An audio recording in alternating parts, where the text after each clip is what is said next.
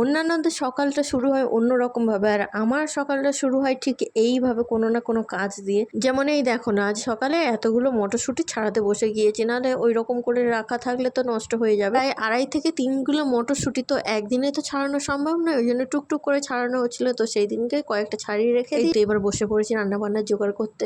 কাজ করতে করতে যে কোথায় দিয়ে সময় গড়িয়ে যায় তার কোনো ঠিক থাকে না। এই তো টুকটুক করে প্রায় আমার সব সবজি কাটা হয়ে গিয়েছে, আর এইদিকে আমি রান্নাও বসিয়ে দিয়েছি। প্রথমে কলার মোচাটা ছোলা আর সামান্য হলুদ দিয়ে সিদ্ধ করে নিয়েছিলাম, আর এইদিকে দেখো সমস্ত সবকিছু জোগাড় করে রেখে দিই যাতে রান্নাটা তাড়াতাড়ি হয়ে যায়। সবকিছুর সাথে সাথে আমি এইদিকে আটাটাও মেখে রেখে দিয়েছিলাম যাতে একেবারে রুটিটা করে নিয়ে উঠতে পারি। চলো ওইদিকে কলার মোচাটা সিদ্ধ হতে থাক, এইদিকে আমি মাছে অল্প করে লবণ আর হলুদ দিয়ে মাছটা একটু মাখিয়ে রেখে দিই, তারপর আস্তে আস্তে মাছ ভাজবো।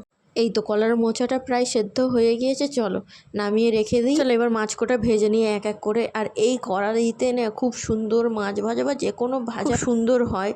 চলো আস্তে আস্তে মাছগুলো ভেজে নেওয়া যাক।